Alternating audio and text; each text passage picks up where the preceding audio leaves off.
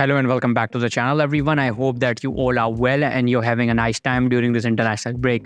So I'm back with another video, and yes, I will be covering the UCL Fantasy for 23-24 season. And on your screen, you can already see the FDR. Like last year, the FDR will be there. Let me know if you want it. I'll post it on the Google Sheets, and then obviously share the link on Twitter and pin it so you guys can actually view what changes I'm making, whatever I'm doing. So I have listed down the fixtures. I have marked them as good, bad, or neutral. As you can see, the red ones are the bad ones, to the ones you should avoid. The green, obviously the good ones, and the neutral is the yellow one, which you can obviously target. But they are the 50-50 games which can fall either way. So yeah. If you have not subscribed to the channel already, please do that and help me reach 800 subs sooner. That is the aim for now. And yeah, you can subscribe to help me achieve that required target that I have set in my mind. So yeah, looking at the FDR, what I'm gonna do is I will be making changes in this, making changes in the FDR according to the form of the teams. This FDR is developed on the current forms of the teams. Obviously, the fixture right after the fixtures in the leagues right after the international break are going to play an important role in shaping out this FDR for the UCL Fantasy. Initially, this is what I've got. You can see Bayern Munich is looking like an easy game. Bayern Munich has an easy game against Manchester United, and saying it easy, it looks very odd, but we've seen Manchester United in a very, very bad form and a very poor form as of now. They have been conceding goals. They have not been as good as they were last season.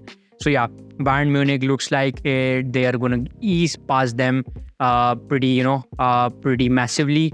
And obviously a home game is going to hurt Manchester United in the current form. Then obviously Manchester United against Bayern is going to be a tough one. I wouldn't recommend going for players from the United side. I mean, there would be goals. Bayern are not obviously the giants that are not going to concede goals, but the side Bayern is on looks a bit more higher in winning the game rather than United side. Copenhagen versus Galatasaray. Copenhagen looks like a weaker side in this one, and Galatasaray is the side that is expected to win the game against Copenhagen, and that too at home. So yeah, these are the fixtures from Group A. You can see Group B is just below. We've got Sevilla against Lens or Lens, whatever you want to call them. Call that it is a home game. And as you can see that it is a 50-50 fixture, which is a neutral game. The yellow color is the neutral one. Then obviously Arsenal is the team you can target.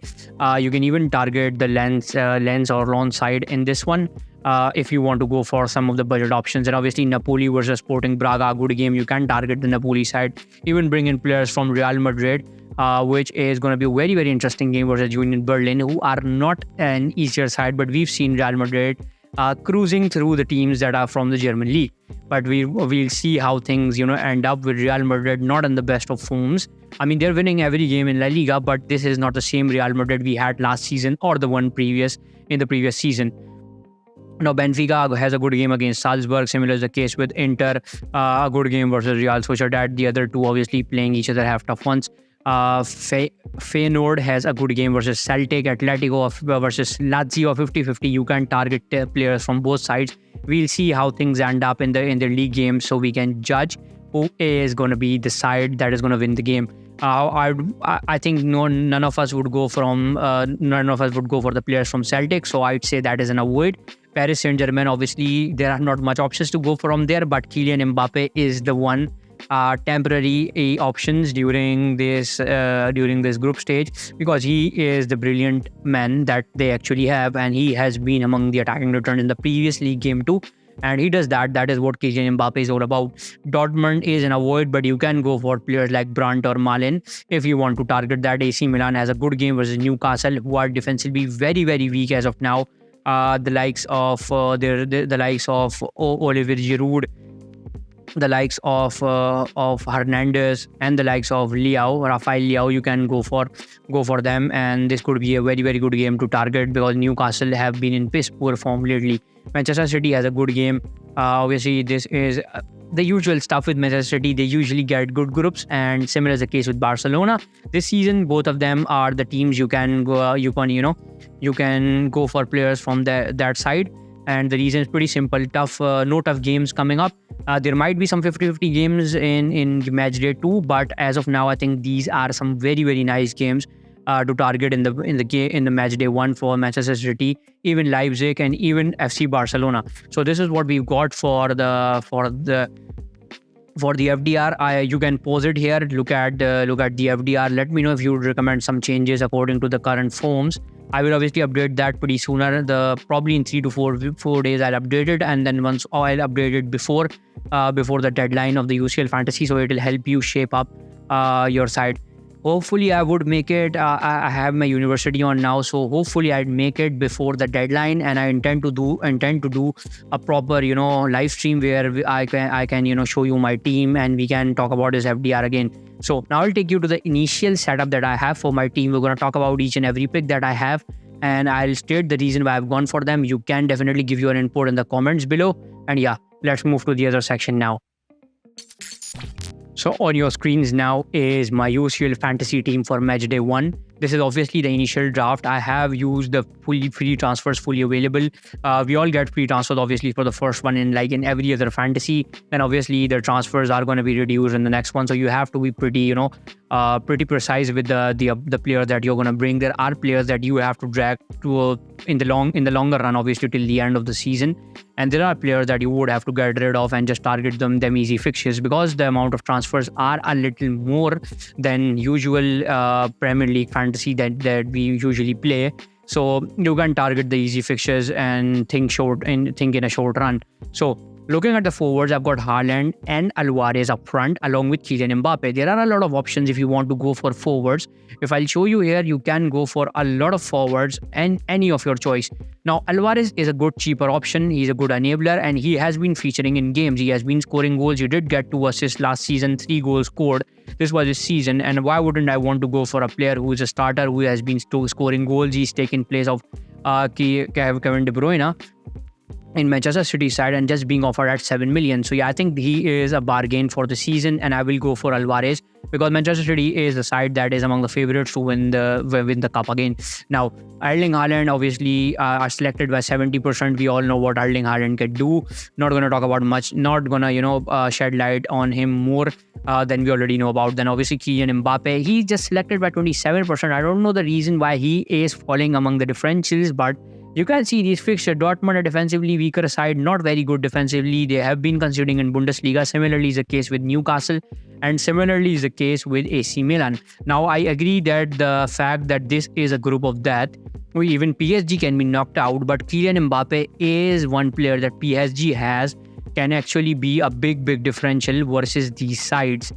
He can give you the edge because we've seen Kylian Mbappe. He's brilliant. He can score goals. He can he can create chances. He does make assists in the game, and we saw that World Cup final. What a player Kylian Mbappe is. Looking at his current form, he is in form. I think he scored a goal and got an assist in the last game. So I'd keep Kylian Mbappe in my side. But if you are not very satisfied with Kylian Mbappe, thinking that he is in a group of that, you can go for Vinicius Jr., who has a weaker group. Then similar would be the case with Robert Lewandowski from Barcelona. Griezmann is there. I wouldn't really punt on Griezmann. Rather, I would go for 0.5 million cheaper on Osimhen. There is Harry Kane, who has got a good group. Then obviously Marcus Rashford, Rafael Leao.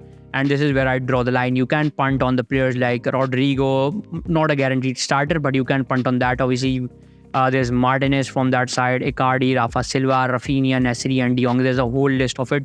Gabriel Jesus, I'd place somewhere in there, but the top ones are obviously the line is here. Up in that list, you can go for any of these striker. There are a lot of options in the strike this time. And obviously looking at the midfielders, I've got Saka, the penalty taker from Arsenal, a good group for Arsenal. PSV, they've got PSV first. And then obviously they've got Lens, they've got Sevilla. So these are all the teams that are not offensively very solid, but we've seen Arsenal, they have developed. They are obviously in the Champions League this season, which is a very good, good news for Arsenal fans that they are developing, they are evolving. And Saka has been their main man during the last season too, and this season too. I think whenever he'll step up, he'll again become the main man, and he will be scoring goals, and he's obviously on the penalties. United fans wouldn't agree with me on here, but Kimmich and Sane are in here to target that United to target that United fixture. Not the easiest of fixtures, but looking at the current form of Bayern and looking at the current form of Manchester United, there is obviously a chance that they might step up. United can step up, but this is a very, very juicy fixture from the point of view of Bayern because these players are in form. Sane has been scoring goals, and I think that they can hurt United really bad. Seaworld and Olmo from Leipzig to target these young boys. Fixture, I would have to get rid of Seaworld or probably Olmo in the next one. Seaworld could be a good bench enabler at 4.5 million and go for someone else. And obviously there is Danny Olmo, who has been in brilliant form. He can score some amazing goals. And yeah, we saw him what he did versus Bayern in that in that league game, that in the cup final that they had. Danny Olmo is such an exceptional player. Now we move on towards the defense, and as you can see, I've not invested much in the defenders. I've got only probably three defenders that are obviously costly. 5 million for Antonio Silva, and I'd say that this is a justified price because he is one of those attacking defenders who can obviously score goals. You can see two goals scored, and obviously he makes a lot of recoveries, and that would be very, very beneficial. Benfica, very tough side. Only the Inter game I find here is going to be a tough one. Sociedad, obviously not the toughest of sides. They can be very, sometimes a tough side to play against, but their current form, I wouldn't really, bend towards side of Real Sociedad. I'd give a more probability of a win and a handsome win to the likes of Benfica, who are obviously a very, very stronger side. Now Carmo is in here to cover, to the back. Just a bench enabler, might come in some of the times. I wouldn't be, bothered about it, but I'd look at some other options at this price. Then obviously Akanji comes in. I had Ake initially. He was a cheaper option, but the problem with him is that he got an injury. He didn't come on in the second half in the international break, the international game that he had. So I took him out and then brought in Akanji, who is offered at 5 million and is expected to start most games for Manchester City. I say most games because we know the norm with Manchester City. Now the players are a very, very guaranteed starter. Then Akerbi is in there to make a lot of recoveries that he usually does. Obviously he does not score goals. He's a defender, but we are in here for the clean sheets if there are any in the games. Obviously not the toughest group for Inter. Jules Koundé in. He does not, he's got an assist last season, but sometimes he'll just score from random headers. As I'm a Barcelona fan, I can guarantee that. But he's in here to get some of the clean sheet points that I do expect Barcelona to provide. They did not provide any in the last season, but here you could see some of the clean sheet points because the defense has really, really evolved.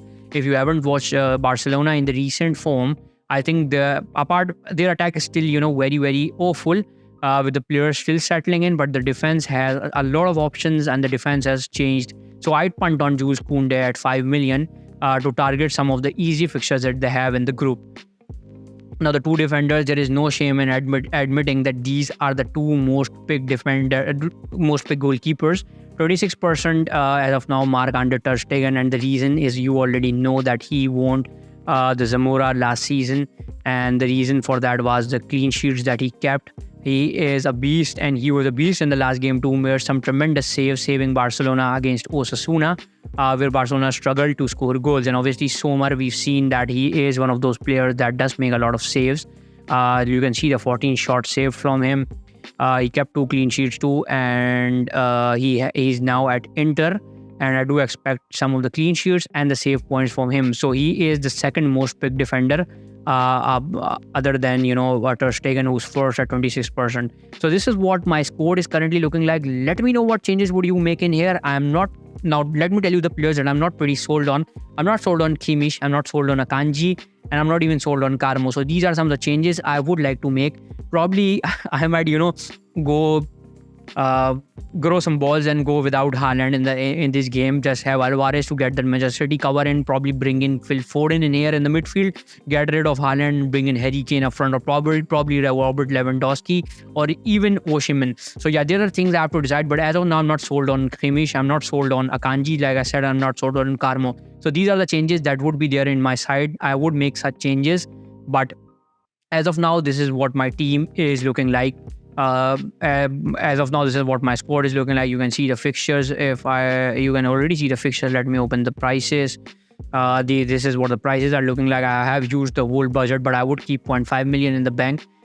This season, I wouldn't be jumping hurriedly towards using the limitless and the wildcard.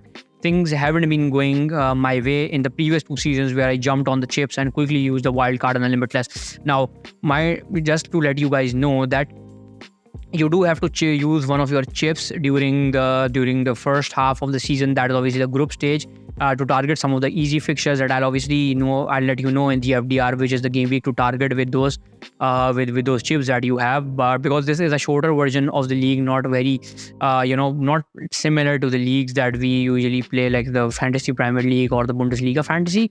Obviously there are no chips, similar chips. There is wildcard but no limitless. So limitless is a different thing. You can go with limitless in one of the game weeks in the group stage where you can target all the easy fixtures and go without any budget, go high on the players that are very, very expensive assets. So this is currently what I have for this video. Let me know what are your plans, let me know what are your transfer moves, and let me know what are the players you are targeting. So yeah, this is currently it from my side. Thank you all for watching and have a good time during the international break.